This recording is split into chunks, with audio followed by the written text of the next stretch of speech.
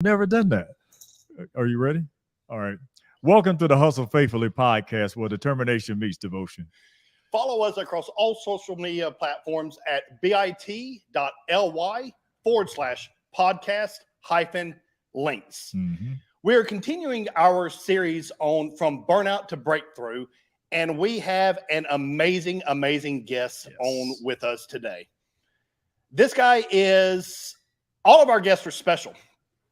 This particular one is even more special to me. He is a dear friend of mine, somebody that has been there for me and is just an incredible man.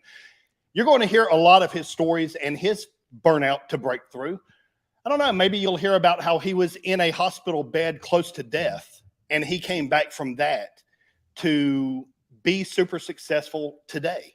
So tune in with us, listen to the stories that he tells us so that they can inspire and uplift you on your journey. Welcome, Andrew. Thank you so much for being with us. We appreciate you. Welcome, Andrew. Jonathan, Ricardo. So good to be with you guys, man. All right. What a great pleasure and an honor to be hanging out with you guys, man. How you doing? Blessed and unstoppable. Not as good as you in that shirt. Man, it looks good. Keep it bright. You know what I'm saying? I appreciate that. But yeah, I when I got the invite, I was so excited to be with you. Jonathan, you and I have hung out several times. You come to various events and that I do, and we've been at events together, and that's just exciting to be together again, even though it's virtually. So as you have already mentioned, my name is Andrew Schlag. I live in Louisville, Kentucky, and Jonathan, I guess you and I met about 3 years ago. 3 years ago now. Yeah, time has flown. Right. And started doing various things together. And did I help you flip your first house? Was that your first one? First two houses. Wow. So that was fun. So we've had a lot of fun experiences together. But yeah, I've just wanted to hop on and interrupt me anytime you guys like. It's your show. And I'll share a little bit about where I started. I was 21 and broke and in the hospital, as you mentioned, but backing up prior to that, being raised, I'm a preacher's kid, and being raised in a small town in the country, outside of the town of 400 people. The treat when I was little, after we got done with the day of baling hay on the farm, was to go into town of 400 people and get an ice cream cone. Right. So, What was the town? What state? Belrive, Illinois. Belrive, Illinois. And what city was it outside of now? Is that the city that you grew up in, or is that the city of 400? No, so the Belrive is the city of 400. Mount Vernon, Illinois is the next closest civilization of 17,000 people. That was the big city for us. Gotcha. Okay. Go ahead. Yeah. I'm sorry. So yes, that's kind of where I started, and entrepreneurial bug a bit early. My dad had a construction company, and so being around that and doing various little things to make money on the side when I was little, all the way from flipping feeder calves. I'd buy the little calf and raise them up half grown and sell them, and so that was fun ventures, But at 21, I found myself in a very difficult place, financially, mentally, physically, spiritually, really every way. And in ICU, I had, the doctor just said by a miracle, went from them believing I wasn't going to live till I think 6 or 7 days later, leaving the hospital. Wow. With them saying, "You are a mystery," and only a few minor challenges left. So thank God. I come out of that, except I was broke, and now I had $80,000 of debt from that hospital stay. And of course, that's 2.5 times my annual income at the time. And so, okay, I need to do something. When you're doing something and it's not getting the desired result, you got to change. Right. And I just had said, God, give me an opening to do something different, something that would help me provide better for myself. And I always had the desire to give back. Right. and help me, care for those around me. And I heard a radio ad from a man who's now a dear friend of mine, Ron LeGrand, the OG of creative finance and real estate, if you're around the real estate world at all. And I heard his radio ad. I was listening to talk radio, and that was in February of 2014. Mm-hmm. And I called in. I got the free book and CD, only pay shipping. That was the ad. Wow. And I read through the book, Quick Turn Flipping, something like that. How to quick turn flip in any economy or something of that nature. And I read through the book in a matter of like 2 days. And prior to that, I had, been Googling how to buy my first rental house. And so I'd found some cheap houses in Mount Vernon. Mm-hmm. I thought, if I save up all I can and, follow the Dave Ramsey plan, maybe in a year or two, I could be able to get my credit fixed and have enough for a down payment. I could buy a house and rent it out. And if I do this for the next decade, by the time I'm 60, I could be rich. Mm. And I didn't like that plan, though. No. And so when I heard the radio ad, it said I can make money flipping houses without money or credit. I said, well, crap, that works for me. Yeah. So I got the credit cards together I could. I got borrowed money, done what I could to get to a seminar in April of 2014 in Atlanta, Georgia, not far. Yes. Right. And that 4-day seminar changed my life. I contracted my first wholesale deal, made my first $3,000 payday. That was in April of 14. I contracted it, sold it a few weeks later. And then I bought my first owner finance or subject to deal at the time, owner finance, creative finance, whatever you want to call it. I bought my first creative finance deal, subject to, in 2014. I'm 21 or just turned 22 by the time that closed. And I was like, oh my goodness, I literally own a cash flowing piece of real estate now. Right. And so by the end of that year, I'd done 12 of them. And then in 2015, I had bought 50 houses that year. 50. So just shy of one a week. Wow. And I said, this is cool. And so I kind of went out and made a mess. Didn't know what the heck I was doing. And it started to build and learn business because I knew nothing about business really. 2014 is when I created my first LLC. Right. So I didn't know what it was. Didn't even know how to spell LLC. I'm kidding. But I started to find out about business and build some cash flow. And so fast forwarding, from burnout, but always blessed, Right. But I began to experience that in a real way. And as 2015, 2016, 2017 rolls around, I'm just hustling and growing and hustling and growing and building. And it wasn't until probably 2018, 2019, I really started to feel burned out in a way I can't explain. Yeah. And so for anybody who's listening and you go through these seasons in your life, just remember it's exactly that. It's a season. And as long as we make a change, for me, it's faith in God. It's surrounded by incredible people who I love and who love me. That tight-knit group of brothers who I keep close to me. The real difference maker, though, is how we come through the down times. Yeah. Because, when you buy 50 houses in a year and things appear to be going well, it's not a time that you're necessarily going to feel the struggle. Yeah, you're solving challenges, but things feel like they're going somewhat right. Right.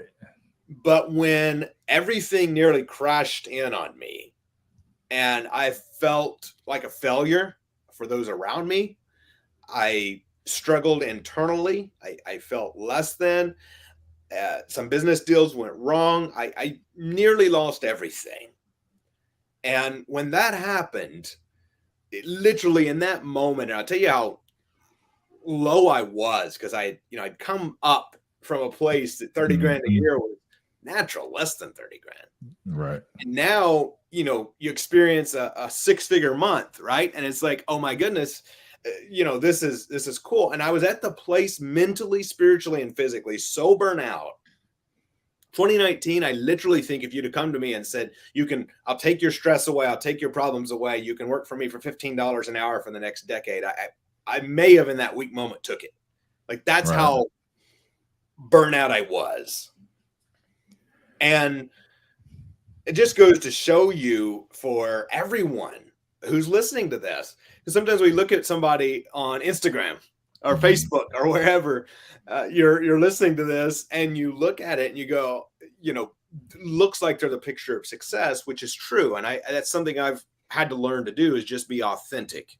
I have ups, I have downs. I'm human. But it's easy to compare ourselves. Right. And so knowing that the person who is where you want to be either is or has faced as low or maybe even lower point than you are at, for me is a big aha moment. Right. Because realize then it's not unnatural that I'm going through the deepest, darkest, most spiritually, mentally, physically, emotionally draining time in my life. Everything is crashing in. A lot of people experience that in 08. Right. That's where I started buying houses, but a lot of people experience that, and their whole life shifted overnight when Lehman Brothers went down. And so in 2019, things are having a challenge. 2020 is, we all know, COVID happens and the world shuts down. And so through this time, I'd always said everything happens for a reason. I believed it, but I didn't believe it, if you know what I mean. And it was then that I truly had the opportunity to give up my faith in God and good and others. After you get burned out so bad, hit so hard, that's a temptation. Yeah. And so instead, for whatever reason, I'm forever grateful, but I was able to use that to pivot me to more gratitude, more good, and realizing there are incredible people. I just have to be a better judge of character. Right. There are incredible, loving, amazing people in this world. Right. That my faith can actually increase in this time. And it was in that moment I went from, oh yeah, everything happens for a reason, to actually knowing there will be a time, I can't see it now, but I'm going to look back on this and be able to help way more people. This is what I told God when I was in the hospital. I said, if you get me out of here alive, I'll help everybody I can. Yeah. There's going to be a time I'm going to be able to help way more people, because I've been through this crap, and I'm burned out, and I'm broke, and I'm miserable, and I'm drained in every aspect of life. So looking back, while I would never wish that on anybody, well, almost anybody. No, I'm kidding. Honesty. I would never wish that. Sincerely, though, when you look at that and you realize that I'm grateful that it happened. Right. Because had I not been at that dark of a place, I would not wake up. And I'll share more a little bit about now in a moment. But again, for you listening to this, if you're in a high place or you're in that dark, low place, either way, know that life goes up and down. It ebbs and flows. Money comes and goes.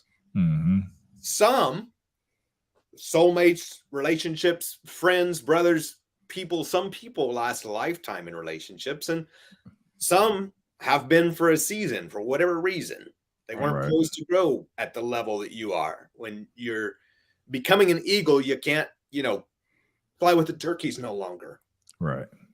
So sometimes it's God giving us an opportunity to level up. And I guess I'm just so hard-headed, I had to get smacked pretty hard to level up. I don't know. Right. And so know that the faster we learn, we'll be given the test over and over again until we pass it. Yes. The faster we can pass that test, the faster we can get to the next level. Except it never gets easier. We only get better. Yes. Last year, my great friend and brother Leo Valentino had made a suggestion to me that I get to the gym and exercise the same discipline in my health and physical body as I exercise in my business. 90 days, 45 pounds down, and I'm start working out. I'm working out consistently. And I find that something happened. I went from 20 pounds. I tried to curl 50, and I couldn't get it done. Except now I can. Right. Well, did that get easier? I guess you could say it got easier. I think the 50 is still the same, though. Right. Really, I just got stronger. And so in life, it's the same way, because as we level up, the tests are not going to get any easier. And I think that's the challenge I had in that dark place. I really believed, if I can just get to 50 properties, if I can just get to 100, if I can just get to 200, if I can just get my team set up the right way, if I can just, and I didn't realize I needed to quit thinking if I can do, and I say if I can be. There you go. There you go. Because the moment I turned the mirror and I said, okay, I need to be the best leader I can be. Maybe it's not that everything around me is so horrible. Maybe it's I've been a bad leader.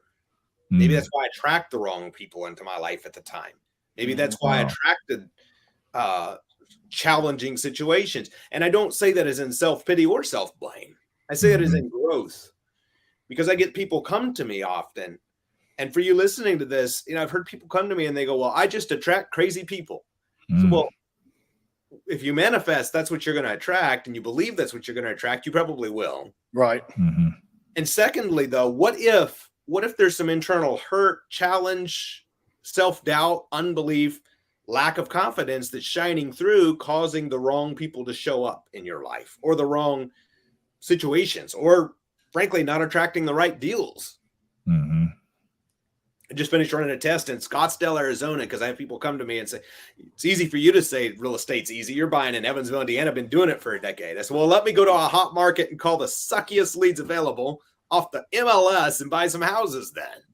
Right. Right. And so as people of wealth, we can make money or we can make excuses, but we can't do both. Right. And so when I started going, wait, how do I become the person I need to be? And so what evolved from that? And I'm so grateful, because now, I have the privilege to impact not nearly what I know I'm called to impact yet, and a whole lot more than I used to impact, because I'm walking in my mission and my purpose. And I'm only doing that because of the breakthroughs that happened from the darkest time of my life. Yes. Absolutely. Yeah, go ahead, Ricardo. I'm sorry. I wasn't trying to interrupt you, but man, you said so many amazing things during this time that we've been talking. That period in 2014, from what I'm hearing from you, was the heavy lifting that you had to do in order to become what it required, that enabled your becoming in 2019, where you overcame that period that you were going through, that you wouldn't have been able to go through that or grow through that if you had done the heavy lifting in 2014. Like, that was necessary, not avoiding the pain, but actually using the pain as the heavy lifting or the weight that you had to carry during that time when you were physically burdened. You was able to lift that in a way that allowed the next challenge to be lessened, not because the weight was less, but because you got stronger in that area. So, man, I just wanted to point that out. Like, that doing in 2014 became the becoming in 2019 that allowed you to lift a weight that at one time would have been heavy, but now it's not lightweight, but it's easier weight. It's so good and very true. It's back to the illustration, 20s turned to 30s, turned to 50s. Right. Now, that's good. And thank you for pointing that out, because that brings me to something that's very important that I need to share before I share the now. Sometimes we get just what we need exactly when we need it. Actually, always, I believe. Yeah. Ask and you'll receive. And it was interesting because Leo, having talked me into getting into the gym, had said something to me. We're working out together, and it's just, if you guys are taking notes, write this down. Small habit changes. Small habit changes. Because that's all it was. Yeah. I went to the gym, try to do 15 setups a day, and nothing happens. Well, I didn't realize it's a process. I need to get rid of the weight before I start building muscle. At least that's how I did it. And so I said, okay, I need to drop this. So I go to the gym. Leo is in the gym. He's lifting whatever, 50-pound dumbbells, let's say. I don't remember exactly. And he tells me, he goes, get the 15s. I'm older than you, man. I should be lifting 50s. Right. He goes, get the 15s. So I go to get 15s. You can tell I was a little resistant to it. And he goes, never ego lift. That's how people hurt themselves, or don't gain. Never ego lift. Okay. All right. Easy to say. I'm with my brother. Like, cool, right? No challenge. The next day I go to the gym. It's amazing the timing it happens. If you watch in your life, it's always going to happen this way for you. You listen to this podcast today, it's going to help you step into the power that you're meant to be called into tomorrow. I go to the gym. I'm by myself. He had left town, or I had left town, wherever we was. And I go and I get ready to go get the dumbbells. I know I need to get the 15s. And this little skinny girl, couldn't have been over 22 years old, walks over there, grabs 2 50-pound dumbbells, and lays down and starts pumping them like they're nothing. Wow. This voice, it sounded like Leo, but it must have been God. Yeah. Don't ego lift. Don't ego lift. Don't ego lift. Right. I walked over there. Okay, no, I need to. And I grab my 2 15s and I go back to work. Wow.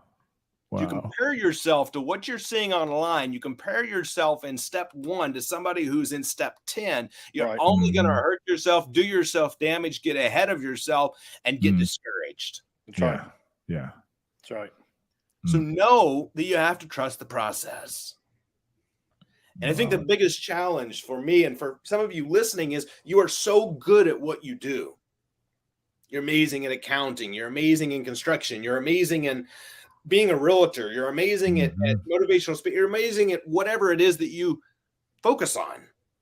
And then you decide, I want to go over here and start a podcast. I want to go over here and start buying houses. And in that business, even though you're a college grad here in your field, you're a kindergartner in your new business. That is the hardest shift for anybody ever to make. Yes, it is. Right. I was broke. I was 21. I was kindergarten in every business. Right. Except some of my community and mastermind group is people who are many levels ahead of me in number of years they've lived. And they have to come out of their field of profession, not come out of it, but come from that world knowing they're darn good at what they do. And now they're a kindergartner here. And until we can lay ego aside and step into becoming like a little child, just believing. Remember how big we used to dream when we were kids? Oh, yeah. Anything was possible till we found out reality just didn't allow it. But what if it does? And what if our reality was created by our lack of belief? You can create your own reality. And so 2020 rolls around. I'm grateful. I'm learning. I'm growing. I'm at that time still not fully happy with who I am, still having a lot of challenge and lack of self-confidence, really. And it was in 20, I don't know, wasn't, but a year or two later, and I'm growing, I'm helping people grow, I'm helping people step into their power, I'm helping people make money, and that excites me because I love seeing people succeed. Right. But we're sitting in Barcelona. It's like 3 a.m. And I'm having a conversation about life, about God, about money, about life in general. In that moment, it occurred to us, it was my business partner, brother, and I sitting there, and it occurred to us that what if, because I always said, if people can just have a healthy relationship with themselves and with God and with money, their life would be so different. Oh, man. Yeah. Because when I realized that I'm made in God's image, I'm a king's kid, and I realized that I am truly incredible in who I am, becoming more incredible every day. And my relationship with money is fixed. I no longer am seeing it as something that's hard to make. It's just something that is fun and being built. Right. My life can transform in every way.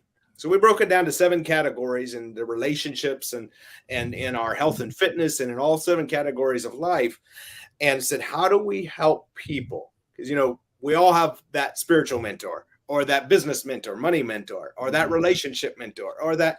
Said, how do we create it where we can be, in our case, well-balanced men, for listeners, whether it's a well-balanced man or a well-balanced woman. Right. But how do we become those well-balanced people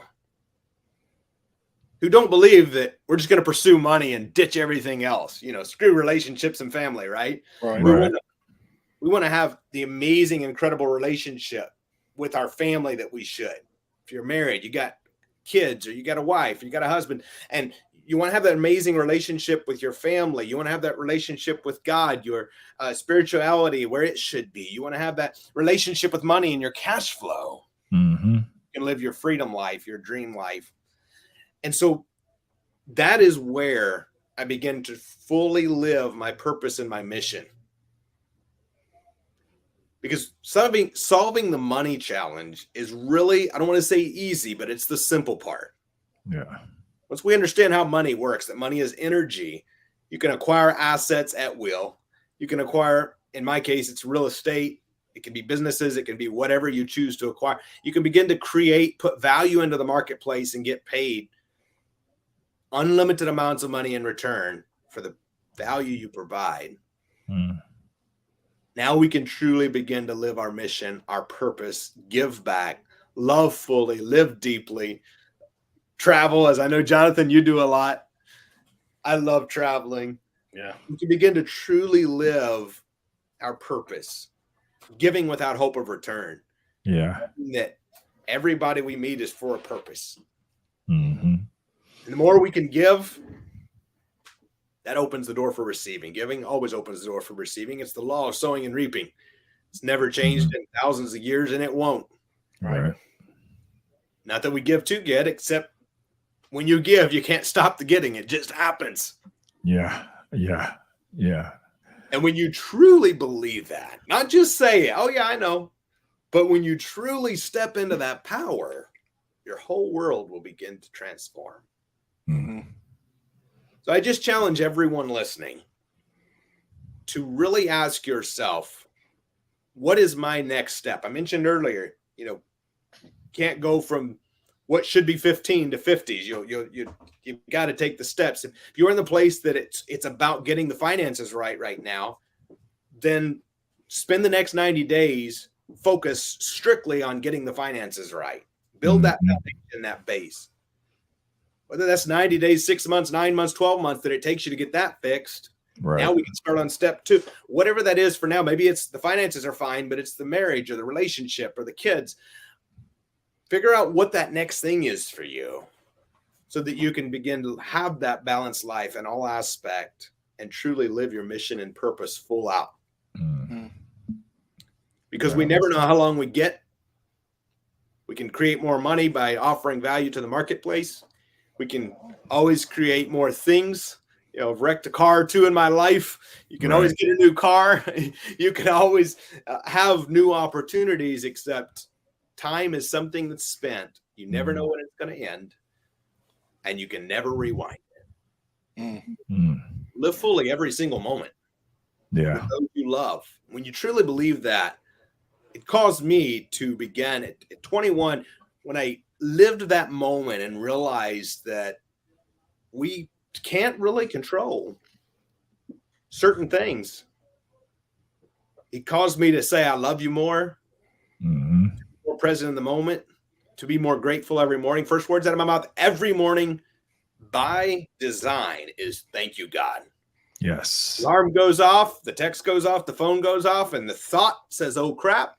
The words say thank you, God. Yeah. If I can control that first thought of the day, now I can go into my reading, my prayer, my meditation, my journaling, my workout, and my work. I don't want to be reactive, be totally proactive, and live life by design. Yeah. Oh, man. Hey, for everybody listening or everybody viewing this podcast right now, you want to connect with Andrew Schlag right now. Yes. If you look in the upper corner, there is a QR code that will send you directly to his Facebook page to where you can connect with him and find out everything. Well, not everything, but find out a lot of stuff that Andrew offers. He is a great, great person and somebody you definitely want to connect with. For those of you that are listening and not viewing, just look him up online at Andrew Schlag across all social media platforms. Andrew Schlag. Go ahead with your stories, Andrew. Yeah. So just in conclusion, that's really what I wanted to be able to share with everyone today, is to be able to inspire. And in conclusion, and please do give me a follow. I drop tons of free value on, in fact, YouTube. I just am in the middle of releasing a 10-series free owner finance course on how you can begin acquiring assets like I did at 21 and still do to this day all across the country. But my objective is on this podcast today, number one, besides hanging out with you guys, Ricardo and Jonathan, because it's always a pleasure hanging with you, but is really to cause those who are listening to pause for a moment. As hustlers, as investors, as entrepreneurs, as whatever your lots are in life, fathers, husbands, kids, wife, mother, whatever it is that you are, and roles that you fill, hats you wear, so to speak, managers, business owners. Sometimes it's easy to just get so busy. And I think it wasn't until I was burnout, broke, and in the darkest place of my life, where frankly I didn't want to live, that I realized sometimes we have to pull back to go forward. I grew up bow hunting in the country. Every deer, I'll confess something here to you, Jonathan, you probably don't know about me. Every deer I've ever shot at with a shotgun, I've missed. Every deer I've ever shot at with a bow and arrow, I've got. And it's interesting because when I got my first bow and arrow, I was probably 14, 13, I don't know, early teens. And I learned something. It's a compound bow, 75% let off. So for my hunting friends, you know what that means. And pulling back 60 pounds, that means by the time you get it back, it only holds 25% of that 60 pounds. So what is that? 15 pounds. I was homeschooled. Forgive me if that's wrong. 15 pounds.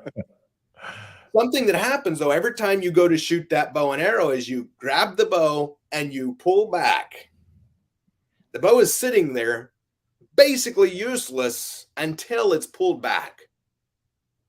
The moment it's pulled back, it becomes a weapon that can kill, that can feed the family, that can transform your life. Wow.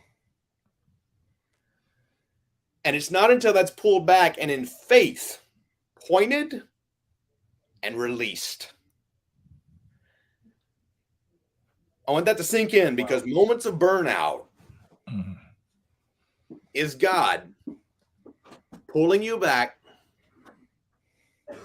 aiming you, purpose, the mission, where you know you need to be going, except it's easy to just get busy here, there, yonder.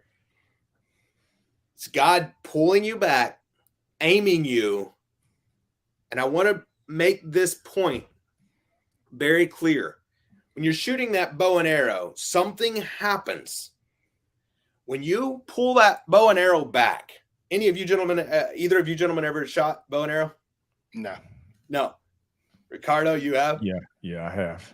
Something happens, and you'll know exactly what I mean. When you have that held back and you go to point it at that target or that deer and you go to shoot, there's two things you have to make sure of. One is that you have that arrow, a straight arrow. If it's not a straight arrow, you're in trouble. So make sure the knowledge you're taking in, the things that you're listening to, the podcast, you're so smart for being here with these guys, Jonathan and Ricardo, the podcast you're listening to, the music you're listening to, right, is in alignment with where you are heading. Right. Number two, the moment you let go, if you shot arrows much, you know at that moment when you let it go, if it's going to hit the target. And here's how you know. If you're breathing and you let it go slowly and naturally in faith, it's going to hit the bullseye. I'm a pretty good shot, or I was a decade ago when I used to do this a lot. right. If how you know it's not going to hit is the moment you let it go, you second guess yourself and you flinch. When you're not fully in faith, I hate to say this, but this is amazing right here. I hope you guys are taking notes. If you're not fully in faith, when you release that string, you are going to miss every time. And what was happening to me in 2019 is I was missing every time because I knew I had to be in control to figure out how to fix what was getting screwed up. It wasn't until I was down to nothing mentally and realized that I couldn't no more. And I said, all right, God, you got it. Right. It's on you now. I can't. That was the moment I released in faith. And when that happened, my world turned massively different. My great friend, Jonathan, I know you know him. My great friend, Marshall Silver, called me out of the blue on a Wednesday night. I don't know. And I'm telling you, when you are in those moments, God will somehow cause the right people, the right things and opportunities to show up like that. Yes, he will. It matters not what we thought. You know, it's interesting to me because it matters not what we thought about that person. You know, Marshall's a great friend of mine now. And I've told him this before. First time I seen him speak a few years prior, I was like, this guy's not for me. Right. Except now in this moment, everything had changed. And so for all of you listening to this, I just encourage you to take that step back, because it's not till we're pulled back. It's not till we take that step back. That may be a moment of prayer, of meditation, of reading, of journaling, a consistent morning routine, but you must step back in order to go forward. That's the message I had to give to you guys today. Man, We really appreciate it. Yeah. Again, for everybody watching or listening, make sure to connect with Andrew through his social media platforms, Andrew Schlag, and you will be happy that you did. Andrew is an amazing, amazing person that I know on a personal level, and it is just a pleasure to have you here on the Hustle Faithfully podcast with us. We really appreciate you. So amazing being with you guys. Thank you again, Jonathan and Ricardo. You guys are amazing. And your listeners are so blessed to have you in this podcast. Great being with you. Thank you. We really appreciate everything that you shared. And I'm going to turn towards our listeners for a moment. And just from what I gathered from the things you said, I want to recap just slightly some of the things you said, just to make sure that they understand everything that's been said and how important it is that they take this stuff in.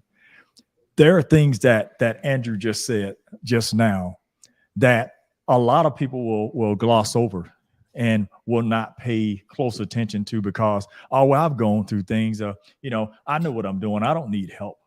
But there's a lot of people that have been in situations where in the lowest times of their lives, that's the place that they tried to avoid being in because that's the place that they feel the least comfortable. The thing about it is, that's not a place to lament. That's a place to replenish. Because just like me and Jonathan have talked about before, in that place, in the valley, we talked about everybody want to be on the mountaintop, but in the valley is where the river runs through. In the valley, everything planted next to the river flourishes. Animals come down to take a drink.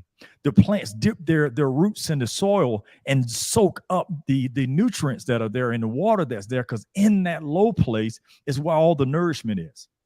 And Andrew took the time in that place to to recognize I can't do this alone.